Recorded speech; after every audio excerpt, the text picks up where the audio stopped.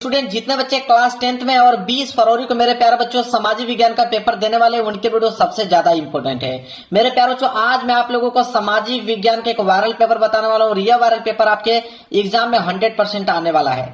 Code है मेरे प्यारे बच्चों यहाँ पे 825 JA कोड है मेरे प्यारे बच्चों, और ये पेपर 70 नंबर का, और आज मैं आप लोगों को 70 में 70 में बिल्कुल क्लियर कराने वाला हूँ। यकीन मान के चलिए कि अगर इस पेपर को तैयार कर लेते हो तो सामाजिक विज्ञान में 95% मार्क्स बिल्कुल आप लोगों का फिक्स है। सबसे पहला जो काम आप लोगों को करना है, यहाँ पे नाम आपको सही से लिखना है और यहाँ पे अनुक्रमांक आप लोगों को सही से लिखना है। इस पेपर को हल करने के लिए आपके पास जो टाइम मिलेगा वो मिलेगा 3 घंटे 15 मिनट। 3 घंटे 15 मिनट के अंदर इस पेपर को सॉल्व करना होगा। नीचे जब आप पढ़ोगे, नीचे मेरे प्यार जो निर्देश दिया गया, निर्देश पढ़ना बहुत ही ज्यादा कंपलसरी है। चलिए निर्देश एक बार पढ़ लेते हैं, बहुत अच्छे तरीके से समझा देता हूं एक एक निर्देश आप लोगों को। देखिए पहला निर्देश है कि प्रारंभ के 15 मिनट परीक्षार्थियों को प्रश्न पत्र पढ़ने के लिए निर्धारित है। कह रहा है कि 15 मिनट आपको टाइम दिया जाएगा इस पेपर को पढ़ने के लिए और 3 घंटे में इस पेपर को सॉल्व करना होगा। तो जब आपको पेपर मिले 20 फरवरी को तो 15 मिनट अच्छे तरीके से पूरा का पूरा पेपर को रीड कर लीजिएगा। दूसरा निर्देश यह है कि सभी प्रश्न अनिवार्य हैं। इसमें जितने भी प्रश्न दिए गए सारे प्रश्न करना अनिवार्य है। इसके बाद देखिए तीसरा क्या है कि यह प्रश्न पत्र 2 खंडों में, खंड अ तथा खंड ब में विभाजित है। यह जो पेपर बना हुआ है 2 खंडों में बना हुआ है, एक तो खंड अ में, दूसरा खंड ब में। 2 खंडों में यह पेपर विभाजित है। इसके बाद चौथा है कि खंड अ में 1 अंक के 20 बहुविकल्पीय प्रश्न है जिनका उत्तर OMR उत्तर शीट पर दिया जाना है। कह रहा है कि खंड अ में 20 बहुविकल्पीय प्रश्न है 20 नंबर के लिए, और इनका उत्तर आप कहां दोगे? OMR शीट पे दोगे। इसके बाद अगला निर्देश है 5वां, कह रहा है कि OMR शीट पर उत्तर अंकित किए जाने के पश्चात उसे काटे नहीं तथा इरेजर एवं व्हाइटनर आदि का प्रयोग न करें। कह रहा है कि एक बार जब आपने OMR शीट पर कोई भी उत्तर रंग दिया तो उसको रंग दिया, न तो उसे काटना है न तो इरेजर व्हाइटनर आदि का प्रयोग करके उसे मिटाना है। इसके बाद अगला निर्देश है निर्देश 6, कह रहा है कि खंड ब जो है 50 अंकों का है, जिसमें 2 प्रकार के प्रश्न हैं, एक आपका वर्णनात्मक पहला और दूसरा है वर्णनात्मक दूसरा, तथा मानचित्र संबंधी 2 प्रश्न है। प्रश्न संख्या 29 का क और 29 का ख है। मेरे प्यारे बच्चों खंड ब 50 नंबर का है। 2 प्रकार के प्रश्न आएंगे, वर्णनात्मक पहला जिसमें इतिहास भूगोल के प्रश्न रहेंगे, वर्णनात्मक दूसरा जिसमें नागरिक शास्त्र और अर्थशास्त्र के प्रश्न रहेंगे, और मानचित्र संबंधी 2 प्रश्न रहेंगे। ठीक है, एक प्रश्न संख्या 29 का क 5 नंबर का और प्रश्न संख्या 29 का ख 5 नंबर का, मतलब 10 नंबर का मानचित्र पूछा जाएगा। इसके बाद अगला निर्देश है कि प्रत्येक प्रश्न के लिए निर्धारित अंक उनके सम्मुख अंकित हैं। मतलब हर एक प्रश्न के आगे लिखा हुआ मिलेगा कि प्रश्न 1 नंबर का है कि 2 नंबर का है कि 4 नंबर का है कि 6 नंबर का है। जितना भी नंबर का कोई भी प्रश्न होगा उसके सामने लिखा हुआ मिलेगा। देखिए अगला निर्देश क्या है, अगला निर्देश है कि दिए गए मानचित्र को प्रश्न पत्र से पढ़कर उन पर अंकित कीजिए तथा मानचित्र को उत्तर पुस्तिका को मजबूती के साथ अवश्य संलग्न कीजिए। कह रहा है मेरे प्यारे बच्चों की जो मानचित्र वाला आपको मिलेगा एक पेपर, उसको मानचित्र को अच्छे तरीके से भर लेना है और उसको भी उत्तर पुस्तिका के साथ मजबूती से संलग्न करना है। इसके बाद लास्ट निर्देश है कि दृष्टिबाधित परीक्षार्थियों के लिए मानचित्र कार्य के स्थान पर अलग से प्रश्न लिखने के लिए दिए गए हैं। जिनकी आंखें कमजोर है, जिनको आंखें से ज्यादा अच्छे तरीके से दिखाई नहीं देता है, उनके लिए मानचित्र संबंधित प्रश्न अलग से दिए गए हैं। पेपर आप लोगों का यहाँ से स्टार्ट है। देखिए सबसे पहले खंड अ दिया हुआ है, खंड अ में दिया हुआ है बहुविकल्पीय प्रश्न। देखिए मेरे प्यारे बच्चों पहला प्रश्न क्या है, और इस प्रश्न को तो कई बार मैं पढ़ा चुका हूं मेरे प्यारे बच्चों, जो डेली पढ़ते होंगे इसका जवाब तुरंत दे पाएंगे। पहला प्रश्न देखिए कितना सिंपल पूछा है। कह रहा है कि ऑटो वन बिस्मार्क का संबंध किस देश से था? 1 नंबर के लिए प्रश्न है मेरे प्यारे बच्चों। तो यहाँ पे ऑटो वन बिस्मार्क का जो संबंध है मेरे प्यारे बच्चों किस देश से है, तो वह है आपका जर्मनी देश से। ए वाला ऑप्शन जो है बिल्कुल राइट आंसर हो जाएगा मेरे प्यारे बच्चों। अगला प्रश्न है प्रश्न संख्या 2, कह रहा है कि फ्रांस की क्रांति कब हुई थी? किस सन में फ्रांस की क्रांति हुई थी? यह भी प्रश्न कई बार पढ़ा चुका हूं मेरे प्यारे बच्चों। तो सन 1789 ईस्वी में हुआ है। सी वाला ऑप्शन जो है बिल्कुल राइट आंसर हो जाएगा। अगला प्रश्न देख लीजिए प्रश्न संख्या 3, कह रहा वर्ष 1944 में ब्रेटन वुड्स सम्मेलन कहाँ आयोजित किया गया था? 1 नंबर के लिए प्रश्न है। तो मेरे प्यारे बच्चों 1944 की अगर हम बात करें, उस समय ब्रेटन वुड्स सम्मेलन जो हुआ था मेरे प्यारे बच्चों, वो हुआ था अमेरिका में। कहां पर? अमेरिका में हुआ था। सी वाला ऑप्शन जो है बिल्कुल राइट आंसर हो जाएगा। अगला प्रश्न है प्रश्न संख्या 4 कि अफ्रीका में रिंडर पेस्ट क्या था? 1 नंबर के लिए प्रश्न है। तो अफ्रीका में जो रिंडर पेस्ट था मेरे प्यारे बच्चों एक बीमारी थी। क्या था? एक बीमारी का नाम था। सी वाला ऑप्शन जो है बिल्कुल राइट आंसर हो जाएगा। देखिए अगला प्रश्न है प्रश्न संख्या 5 कि हिंद स्वराज पुस्तक के लेखक हैं, एक नंबर के लिए प्रश्न है। तो हिंद स्वराज पुस्तक के जो लेखक है मेरे प्यारे बच्चों महात्मा गांधी जी हैं। डी वाला जो है बिल्कुल करेक्ट आंसर हो जाएगा। अगला प्रश्न है प्रश्न संख्या 6 कि भारत में अवशिष्ट शक्तियां किसको प्राप्त हैं, एक नंबर के लिए प्रश्न है। तो भारत में जो अवशिष्ट शक्तियां हैं वो किनको प्राप्त है, संघ को प्राप्त है। बी वाला ऑप्शन जो है बिल्कुल राइट आंसर हो जाएगा। इसके बाद है अगला प्रश्न, प्रश्न संख्या 7वां। चलिए अगले प्रश्न की तरफ बढ़ते हैं। प्रश्न संख्या 7वां तो कह रहा है कि निम्नलिखित में से कौन लोकतंत्र से संबंधित है, एक नंबर के लिए प्रश्न है। तो लोकतंत्र से जो संबंधित है मेरे प्यारे बच्चों वो वैध शासन भी है, पारदर्शी शासन भी है और उत्तरदायी शासन भी है, इसलिए डी वाला। इनमें से सभी जो है इस प्रश्न का राइट आंसर हो जाएगा। चलिए अगले प्रश्न देखते हैं। प्रश्न संख्या 8वां। प्रश्न संख्या 8वां है कि निम्नलिखित में से कौन सा विषय संघ सूची में, एक नंबर के लिए प्रश्न है। तो संघ सूची में इन चारों ऑप्शन में से कौन विषय है, तो वह आप लोगों का प्रतिरक्षा है। ए वाला ऑप्शन जो है बिल्कुल राइट आंसर हो जाएगा। आगे बढ़ते हैं अगले प्रश्न की तरफ। प्रश्न संख्या 9 कह रहा है कि भारतीय संविधान कब लागू किया गया था, एक नंबर के लिए प्रश्न है। तो भारतीय संविधान कब लागू किया गया था मेरे प्यारे बच्चों, 26 जनवरी को। डी वाला ऑप्शन जो है बिल्कुल राइट आंसर हो जाएगा। अगला प्रश्न है प्रश्न संख्या 10वां कि लोकतंत्र के मूल्यांकन की दृष्टि से निम्न में से कौन सा बिंदु लोकतांत्रिक व्यवस्थाओं के अनुरूप नहीं है, एक नंबर के लिए प्रश्न है। बहुत इंपॉर्टेंट प्रश्न है मेरे प्यारे बच्चों। तो इसका राइट आंसर हो जाएगा बहुसंख्यकों का शासन। सी वाला ऑप्शन जो है बिल्कुल राइट आंसर हो जाएगा। आगे बढ़ते हैं। अगला प्रश्न है प्रश्न संख्या 11 कह रहा है कि सोपानी खेती किस राज्य में की जाती है, एक नंबर के लिए प्रश्न है। तो सोपानी खेती किस राज्य में की जाती है, उत्तराखंड में की जाती है। सी वाला ऑप्शन जो है बिल्कुल राइट आंसर हो जाएगा। अगला प्रश्न है प्रश्न संख्या 12 कह रहा है कि निम्न में से कौन सी रोपड़ कृषि की फसल है, एक नंबर के लिए प्रश्न है। तो निम्न में से कौन सी रोपड़ कृषि की फसल है, तो वो आपका हो जाएगा कहवा। कहवा मतलब काफी। ए वाला ऑप्शन जो है बिल्कुल राइट आंसर हो जाएगा। 13वां प्रश्न है कि निम्न में से कौन सा आधारभूत खनिज है, एक नंबर के लिए प्रश्न है। तो आधारभूत खनिज इन चारों ऑप्शनों में से कौन है, वह आपका लौह अयस्क। बी वाला ऑप्शन जो है बिल्कुल राइट आंसर हो जाएगा। आगे बढ़ते हैं। अगला प्रश्न है प्रश्न संख्या 14 कि निम्न में गैर परंपरागत ऊर्जा का साधन है, एक नंबर के लिए प्रश्न है। तो गैर परंपरागत ऊर्जा का साधन इन चारों ऑप्शन में से कौन है, सौर ऊर्जा। डी वाला ऑप्शन जो है बिल्कुल राइट आंसर हो जाएगा। अगला प्रश्न है प्रश्न संख्या 15 कि भारत में कौन सा नगर को इलेक्ट्रॉनिक उद्योग की राजधानी कहा जाता है, ठीक है, एक नंबर के लिए प्रश्न है। तो भारत में कौन सा नगर जो है जिन्हें हम लोग इलेक्ट्रॉनिक उद्योग की राजधानी कहते हैं, ठीक है, चार ऑप्शन आपके पास है। तो उसे हम कहते हैं बेंगलुरु को। बी वाला ऑप्शन जो है बिल्कुल राइट आंसर हो जाएगा। अगला प्रश्न है 16वां कि भारत में परिवहन का प्रमुख साधन है। तो भारत की अगर हम बात करें तो भारत में परिवहन का प्रमुख साधन आपका सड़क परिवहन है। ए वाला ऑप्शन जो है बिल्कुल करेक्ट आंसर हो जाएगा। इसके बाद है 17वां कि औद्योगिक क्रियाओं को किस आर्थिक क्षेत्र के अंतर्गत रखा जाता है, एक नंबर के लिए प्रश्न है। मेरे प्यारे बच्चों औद्योगिक क्रियाओं को किस आर्थिक क्षेत्र के अंतर्गत रखा जाता है, तो जो औद्योगिक क्रियाएं होती हैं उन्हें हम लोग द्वितीय क्षेत्र के अंतर्गत रखते हैं। बी वाला ऑप्शन जो है बिल्कुल राइट आंसर हो जाएगा। अगला प्रश्न है प्रश्न संख्या 18 कि मानव विकास सूचक 2018 के अनुसार किस देश की स्थिति उच्चतम स्तर पर है, एक नंबर के लिए प्रश्न है मेरे प्यारे बच्चों। तो वो है आपका श्रीलंका। बी वाला ऑप्शन जो है बिल्कुल राइट आंसर हो जाएगा। अगला प्रश्न है प्रश्न संख्या 19 कि राष्ट्रीय उपभोक्ता दिवस कब मनाया जाता है, एक नंबर के लिए प्रश्न है। वो मनाया जाता है आपका 24 दिसंबर को। सी वाला ऑप्शन जो है बिल्कुल राइट आंसर हो जाएगा। चलिए अगला प्रश्न देखते हैं प्रश्न संख्या 20वां कि बहुराष्ट्रीय कंपनियों द्वारा निवेश का सबसे सामान्य मार्ग है, एक नंबर के लिए प्रश्न है मेरे प्यारे बच्चों। तो वह है आपका स्थानीय कंपनियों को खरीदना। बी वाला ऑप्शन जो है बिल्कुल करेक्ट आंसर हो जाएगा। तो मेरे प्यारे बच्चों मैंने 20 के 20 बहुविकल्पीय प्रश्न बता दिया और 20 के 20 आपके बिल्कुल सही होने चाहिए परीक्षा में। इसके बाद आएगा आप लोगों का खंड ब, और खंड ब में सबसे पहला आया वर्णनात्मक पहला, और वर्णनात्मक पहला में प्रश्न संख्या 21 है, क्योंकि 20 के बाद प्रश्न संख्या 21 स्टार्ट हो जाएगा। बोला है कि भारतीय अर्थव्यवस्था पर आर्थिक महामंदी के पड़ने वाले 4 प्रभावों का उल्लेख कीजिए। 4 नंबर मिलेगा, 4 प्रभाव आपको बताने पड़ेंगे, ठीक है।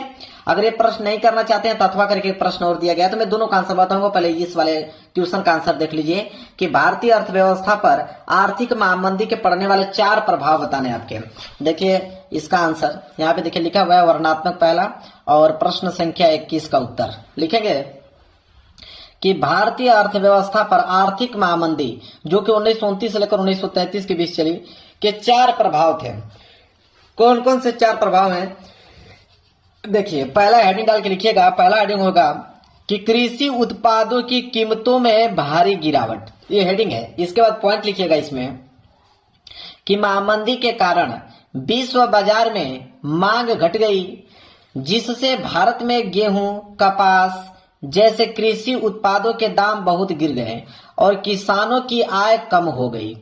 इसके बाद दूसरा जो प्रभाव था वह था किसानों पर ऋण का बोझ बढ़ा। इसमें लिखेंगे कि आय घटने के बावजूद किसानों को लगान और कर देने पड़े, जिससे वे साहूकारों के कर्ज में फंसते चले गए।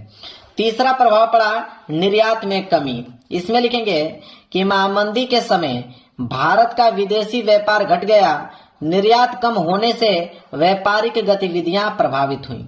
और चौथा जो प्रभाव हुआ वह हुआ गरीबी और बेरोजगारी में वृद्धि। लिखेंगे कि उद्योगों और व्यापार में मंदी आने से रोजगार के अवसर घटे और लोगों की आर्थिक स्थिति कमजोर हो गई। तो 4 प्रभाव पूछा था, चारों प्रभाव मैंने यहाँ पे बता दिया। अगर ये नहीं करना चाहते हैं तो अथवा करके एक प्रश्न और नीचे दिया गया है कि वैश्विक आर्थिक महामंदी के कारणों का उल्लेख कीजिए। 4 नंबर इसमें मिलेगा, इसका आंसर दे सकते हैं।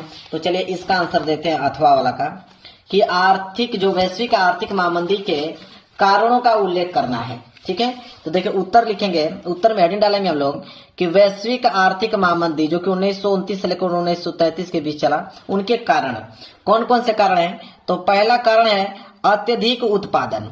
इसमें लिखेंगे कि उद्योगों और कृषि में उत्पादन तो बढ़ गया, लेकिन लोगों की जो क्रय शक्ति कम होने से वस्तुएं बिक नहीं पाई। दूसरा कारण था कि अमेरिकी शेयर बाजार में गिरावट। ठीक है, लिखेंगे शेयरों में अंधाधुंध सट्टेबाजी के कारण 1929 में शेयर बाजार धराशायी हो गया, जिससे बैंक और कंपनियां दिवालिया हो गई। और तीसरा जो कारण था वह था ऋण व्यवस्था का पतन। लिखेंगे कि अमेरिका द्वारा अन्य देशों को दिए गए ऋण वापस मांगे गए, जिससे विश्व व्यापार और उद्योग प्रभावित हुए। इसके बाद चौथा कारण है अंतर्राष्ट्रीय व्यापार में कमी।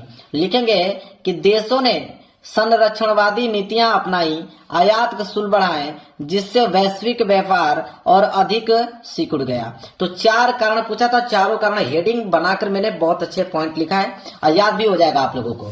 तो चलिए प्रश्न संख्या 21 कंप्लीट हो गया। मैंने दोनों आंसर बता दिया और आपका मन जो भी याद करके जाओ। इसके बाद है प्रश्न संख्या 22। कह रहा है कि उत्तरदायी शासन का क्या अर्थ है? 4 नंबर। अगर ये प्रश्न नहीं करना चाहते हैं तो अथवा करके नीचे प्रश्न दिया गया है, मैं आंसर दोनों को बताऊंगा। पहले ये वाला देखिए, उत्तरदायी शासन का क्या अर्थ है? तो लिखेंगे प्रश्न संख्या 22 का उत्तर लिखेंगे कि उत्तरदायी शासन वह शासन व्यवस्था है जिसमें सरकार अपने कार्यों, निर्णयों और नीतियों के लिए जनता के प्रति उत्तरदायी होती है। सरकार को संसद और जनता के सामने अपने कार्यों का हिसाब देना पड़ता है। चुनावों के माध्यम से जनता सरकार का चयन करती है और असंतोष होने पर उसे हटा भी सकती है। स्वतंत्र न्यायपालिका, स्वतंत्र प्रेस और विपक्ष सरकार को उत्तरदायी बनाए रखते हैं। क्लियर है मेरे प्यारे बच्चों? बस इतना ही आप लोगों को पॉइंट लिखना है। अगर ये प्रश्न नहीं करना चाहते हो तो राजनीतिक दलों के किन्हीं 4 कार्यों का उल्लेख कीजिए। देखिए 4 नंबर मिलेगा, किन्हीं 4 कार्यों का उल्लेख करना है राजनीतिक दलों के। तो चलिए इसका उत्तर देख लेते हैं। अगर देखिए लिखा है ना अथवा करके, तो 4 यहाँ पे कार्यों का उल्लेख पूछा था। तो देखिए पहला होगा कि चुनाव लड़ना और उम्मीदवार खड़े करना। इसमें लिखेंगे कि राजनीतिक दल चुनाव में भाग लेते हैं और अपने उम्मीदवार खड़े करते हैं। इसके बाद दूसरा लिखेंगे नीतियां और कार्यक्रम बनाना। इसमें लिखेंगे कि दल जो होता है जनता के लिए विभिन्न नीतियां और कार्यक्रम तैयार करते हैं। तीसरा लिखेंगे कि सरकार का गठन करना और संचालन करना। इसमें लिखेंगे कि बहुमत मिलने पर राजनीतिक दल सरकार बनाते हैं और देश का शासन चलाते हैं। और चौथा लिखेंगे इसमें कि जनमत का निर्माण करना। इसमें लिखेंगे कि राजनीतिक दल जनता की समस्याओं को उठाकर जनमत तैयार करते हैं और जनता को जागरूक करते हैं। क्लियर है। चलिए अब हम आगे बढ़ेंगे प्रश्न संख्या 23 की तरफ। प्रश्न संख्या 23 है कि आर्थिक विकास के लिए ऊर्जा का एक आधारभूत आवश्यकता है, इसके कोई 2 कारण लिखिए। 4 नंबर मिलेगा मेरे प्यारे बच्चों। अगर ये प्रश्न नहीं करना चाहते हो तो अथवा करके एक प्रश्न और दिया है, पहले इसका उत्तर हम लोग देख लेते हैं कि आर्थिक विकास के लिए ऊर्जा एक आधारभूत आवश्यकता है, इसके कोई 2 कारण लिखना है। तो चलिए मेरे प्यारे बच्चों इसका 2 कारण देखते हैं।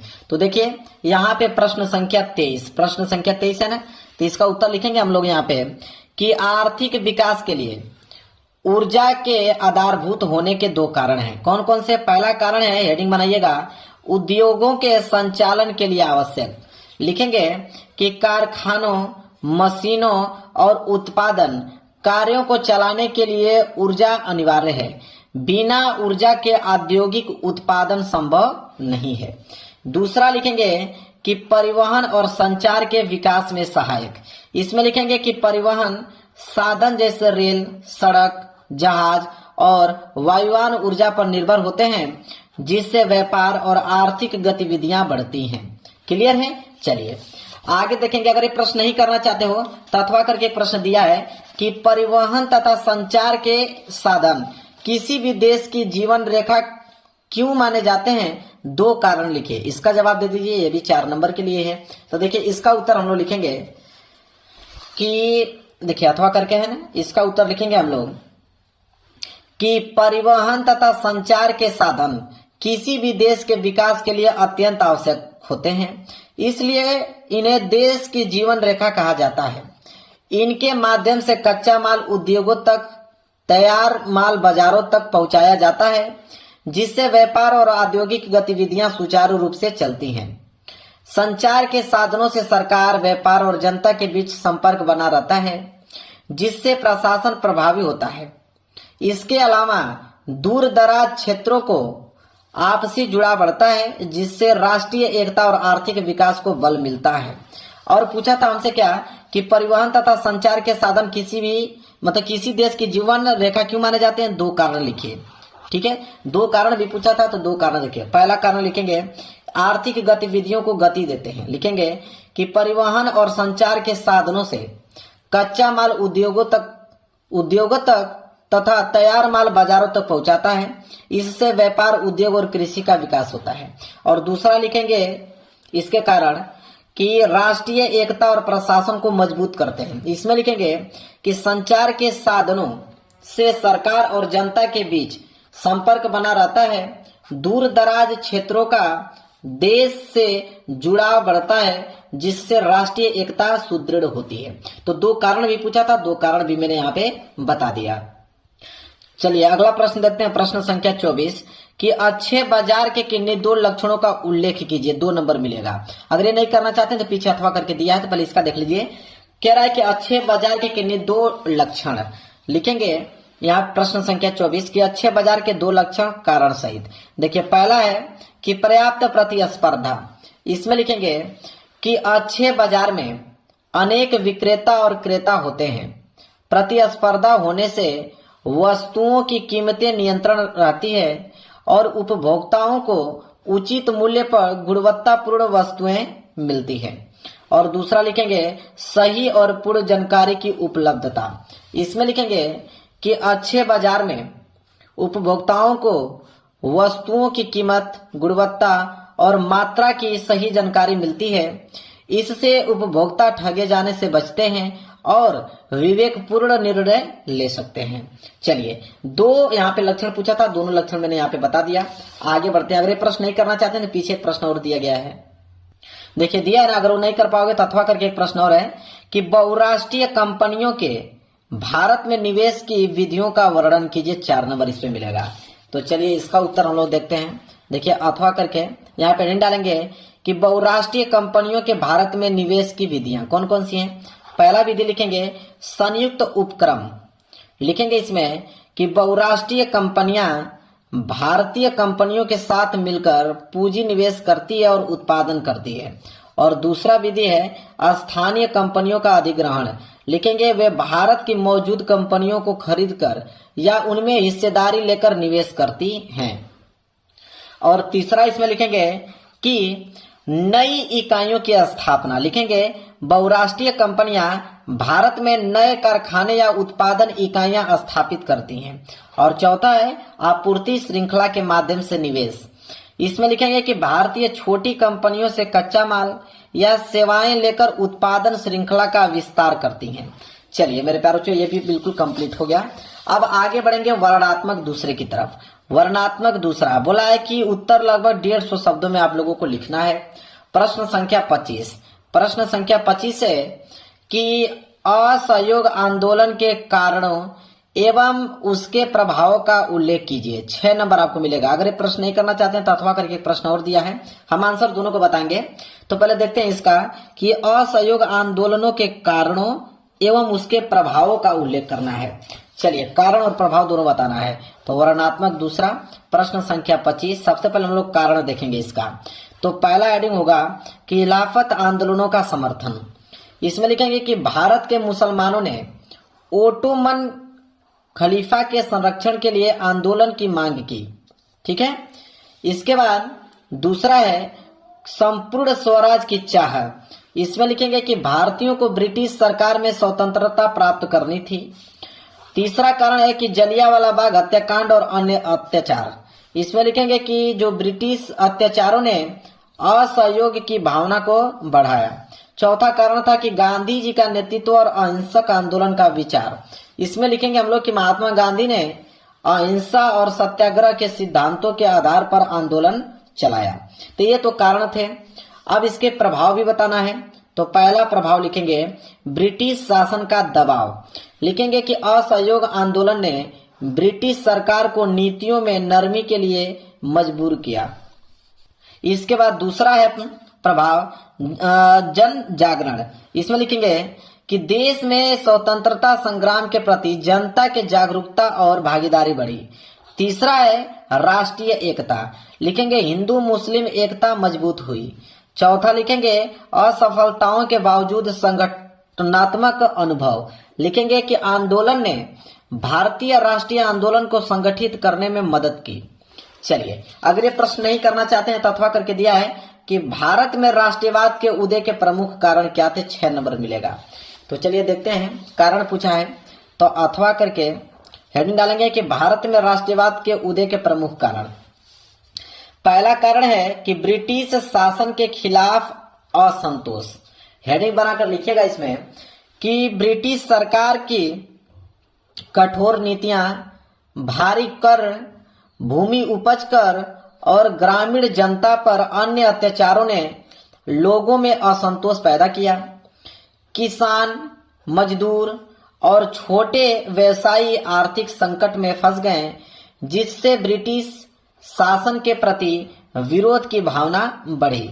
इसके बाद हम लिखेंगे यहाँ पे दूसरा हेडिंग है कि शिक्षा और राजनीतिक जागरूकता। शिक्षा और राजनीतिक जागरूकता। इसमें लिखेंगे कि अंग्रेजों द्वारा स्थापित स्कूल और कॉलेजों ने भारतीयों में आधुनिक विचार और राजनीतिक चेतना को जन्म दिया।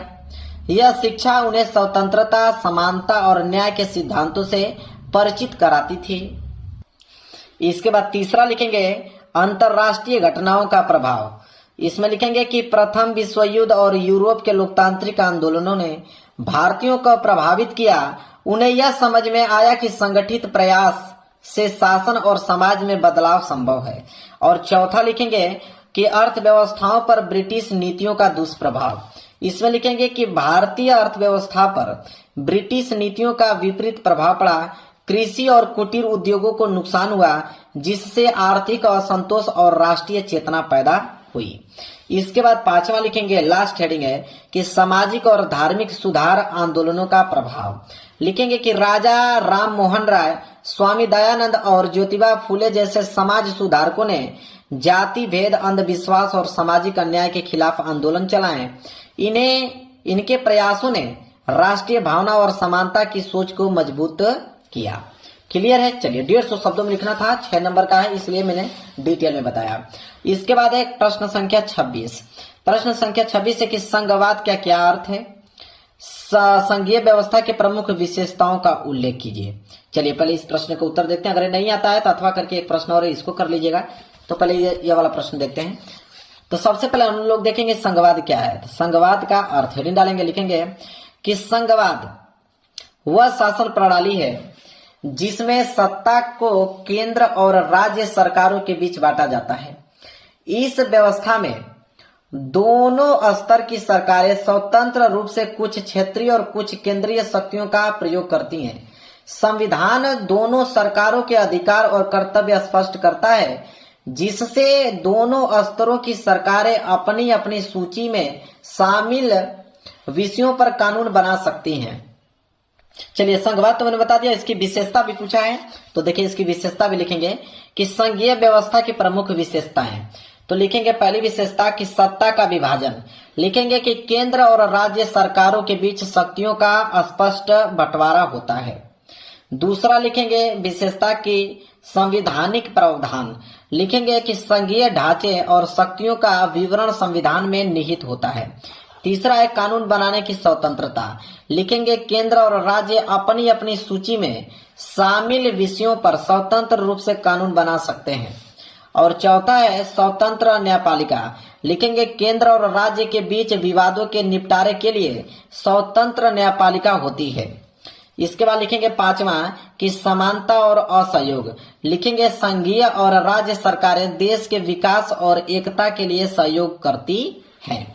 चलिए मेरे प्यारे बच्चों, अगर ये प्रश्न नहीं करना चाहते हैं तो एक प्रश्न और है कि लोकतंत्र शासन अन्य व्यवस्थाओं से बेहतर है, स्पष्ट कीजिए, 6 नंबर मिलेगा। तो चलिए इस प्रश्न का जवाब देते हैं। देखिए अथवा करके लिखेंगे उसका उत्तर कि लोकतंत्र एक ऐसी शासन प्रणाली है जिसमें सत्ता जनता के हाथ में होती है और सरकार जनता के माध्यम से चुनी जाती है। यह अन्य शासन व्यवस्थाओं से बेहतर इसलिए माना जाता है क्योंकि इसमें जनता को निर्णय लेने और सरकार का मूल्यांकन करने का अधिकार प्राप्त होता है। लोकतंत्र में नागरिकों की स्वतंत्रता और अधिकार सुरक्षित रहते हैं, जबकि तानाशाही या निरंकुशवाद शासन में जनता पर प्रतिबद्ध और भय का वातावरण होता है। और लिखेंगे उसी में कि लोकतंत्र में सरकार जवाबदेही होती है और जनता असंतोष होने पर चुनावों के माध्यम से उसे बदल सकती है। यह समानता और न्याय को बढ़ावा देता है और समाज में विचारों की विविधता को स्वीकार करता है। इसके अलावा लोकतंत्र विकास, सामाजिक कल्याण और कानून की श्रेष्ठता सुनिश्चित करता है। इस प्रकार लोकतंत्र शासन न केवल जनता के अधिकारों की रक्षा करता है, बल्कि समान अवसर, स्वतंत्रता और न्याय प्रदान करके अन्य व्यवस्थाओं से श्रेष्ठ है। क्लियर है? चलिए अब आगे बढ़ते हैं अगले प्रश्न की तरफ। प्रश्न संख्या 27 कह रहा है कि मृदा अपरदन का क्या अर्थ है? मृदा संरक्षण के उपायों को सुझाइए, 6 नंबर मिलेगा। अगर ये प्रश्न नहीं करना चाहते हैं तो अथवा करके एक प्रश्न और नीचे दिया गया है, मैं आंसर दोनों को बताऊंगा। पहले ये वाला देखिए, मृदा अपरदन का क्या अर्थ है? मृदा संरक्षण के उपायों को समझाइए। तो चलिए देखते हैं प्रश्न 27। लिखेंगे कि मृदा अपरदन का अर्थ, इसमें लिखेंगे हम लोग कि मृदा अपरदन वह प्रक्रिया है जिसमें मृदा की ऊपरी उपजाऊ परत हवा, पानी या मानव गतिविधियों के कारण बहकर नष्ट हो जाती है। इससे भूमि की उपजाऊ शक्ति कम हो जाती है और कृषि उत्पादन प्रभावित होता है। अधिक मृदा अपरदन से नदियों में तलछट जमा होता है और जल स्रोतों की क्षमता जो है वह घटती है। लिखेंगे इसके उपाय पूछा था, लिखेंगे मृदा संरक्षण के उपाय। पहला लिखेंगे कि वनों का संरक्षण और वृक्षारोपण, लिखेंगे पेड़ और झाड़ियां मृदा को बांधकर अपरदन को रोकती हैं। इसके बाद आगे उसी में लिखेंगे दूसरा लिखेंगे कि ढलानों पर कटाव नियंत्रण, लिखेंगे पहाड़ी क्षेत्रों में सीढ़ीदार खेती अपनाना। इसके बाद तीसरा है बांध और जलाशय बनाना, लिखेंगे नदियों और नालों पर मिट्टी बहने से रोकने के लिए बांध या जलाशय बनाना। इसके बाद चौथा है आवरण और पोषक फसलें, आवरण और पोषक फसलें, लिखेंगे जमीन ढकने वाली फसलें मृदा को रक्षण से बचाती हैं। पांचवा है जल संचयन तकनीकें, लिखेंगे कि वर्षा जल का संचयन और तालाबियां बनाना। क्लियर है? चलिए अगर ये प्रश्न नहीं करना चाहते हैं तो ये वाला कर सकते हैं कि भारत में मोटे अनाजों की पैदावार बढ़ाने के लिए उपायों को सुझाइए, 6 नंबर। तो चलिए इसका उत्तर देखते हैं। तो अथवा करके देखिए इसका उत्तर लिखेंगे कि भारत में मोटे अनाज जैसे बाजरा, ज्वार, मक्का और रागी की पैदावार बढ़ाने के लिए कई उपाय अपनाए जा सकते हैं। कौन कौन से? पहला उपाय है कि उच्च उपज देने वाली जातियां और बेहतर बीज। लिखेंगे कि रोग प्रतिरोधक और उच्च उपज देने वाली बीज जातियों का उपयोग। दूसरा लिखेंगे सिंचाई की सुविधाएं। लिखेंगे कि नहर, ट्यूबवेल और वर्षा जल संचयन से खेतों में पानी की उपलब्धता सुनिश्चित करना। इसके बाद तीसरे हेडिंग लिखेंगे संतुलित उर्वरक और खाद का प्रयोग। इसमें लिखेंगे मिट्टी की उर्वरता बढ़ाने और रोपण सुनिश्चित करने के लिए जैविक और रासायनिक उर्वरक का सही मात्रा में उपयोग। चौथा लिखेंगे आधुनिक कृषि तकनीकें। लिखेंगे बेहतर उपकरण और तंत्र आधारित खेती अपनाकर उत्पादन बढ़ाना। इसके बाद पांचवा लिखेंगे कि कीट और रोग नियंत्रण। फसल को कीट, फंगस और अन्य रोगों से बचाने के लिए उचित कीटनाशक और तकनीक का उपयोग। इसके बाद लिखेंगे अगला हेडिंग विभिन्न फसल प्रणालियां। लिखेंगे फसल चक्र और मिश्रित खेती अपनाकर मिट्टी की उर्वरता बनाए रखना और उत्पादन बढ़ाना। चलिए आगे बढ़ते हैं। अगला प्रश्न है प्रश्न संख्या 28। कह रहा है कि मानव विकास सूचकांक क्या है? इसको निर्धारित करने वाले प्रमुख अवयवों पर प्रकाश डालिए। कितने नंबर? 6 नंबर मिलेंगे। अगर ये प्रश्न नहीं करना चाहते हो तो अथवा करके प्रश्न और है, पहले इसका उत्तर देखते हैं। तो लिखेंगे प्रश्न संख्या 28। लिखेंगे मानव विकास सूचकांक का क्या अर्थ होता है? लिखेंगे कि मानव विकास सूचकांक HDI एक ऐसा संकेतक है जो किसी देश में जनसंख्या के समग्र विकास और जीवन स्तर पर मूल्यांकन करता है। यह केवल आर्थिक विकास जैसे प्रति व्यक्ति आय तक सीमित नहीं है, बल्कि लोगों के शिक्षा, स्वास्थ्य और जीवन स्तर को भी ध्यान में रखता है। HDI यह दर्शाता है कि लोग अपने जीवन में कितनी गुणवत्ता और विकास की स्थिति प्राप्त कर पा रहे हैं। क्लियर है मेरे प्यारे बच्चों? चलिए अगली हेडिंग रहेगी HDI के प्रमुख अवयव। ठीक है, अवयव भी पूछा था तो लिखेंगे इसमें पहला आय स्तर। लिखेंगे कि प्रति व्यक्ति सकल राष्ट्रीय आय के आधार पर लोगों की जीवन स्तर की स्थिति का मूल्यांकन। इसके बाद दूसरा लिखेंगे शिक्षा। लिखेंगे पढ़ाई और साक्षरता दर औसत स्कूल में बिताए गए वर्ष और प्रवेश दर के आधार पर शिक्षा की गुणवत्ता मापी जाती है। इसके बाद तीसरा है स्वास्थ्य। लिखेंगे औसत जीवन प्रत्याशा के माध्यम से लोगों के स्वास्थ्य और जीवन की गुणवत्ता का आंकलन। चलिए इसके बाद अगर प्रश्न नहीं करना चाहते हैं तो अथवा करके पीछे एक प्रश्न दिया गया उसको आप कर सकते हो। देखिए क्या दिया है कि असंगठित क्षेत्रों के श्रमिक सामाजिक भेदभाव के शिकार हैं। इसके 3 कारण लिखना है। ठीक है, इसका उत्तर दे सकते हो। तो लिखेंगे इसका अथवा करके कि असंगठित क्षेत्रों के श्रमिक समाज में सामाजिक भेदभाव के शिकार रहते हैं। इसका प्रमुख कारण कानूनी संरक्षण का अभाव है। यह श्रमिक अक्सर औपचारिक रोजगार के नियत और श्रम कानूनों के तहत नहीं आते, जिससे उन्हें न्यूनतम मजदूरी, बीमा, पेंशन और अन्य लाभ नहीं मिलते। इसके बाद लिखेंगे कि दूसरा कारण शिक्षा और जागरूकता की कमी। लिखेंगे असंगठित क्षेत्रों के अधिकांश श्रमिक अशिक्षित या कम शिक्षित होते हैं। वे अपने अधिकारों और श्रम कानूनों के बारे में जानकारी नहीं रखते हैं, जिससे उन्हें आसानी से शोषण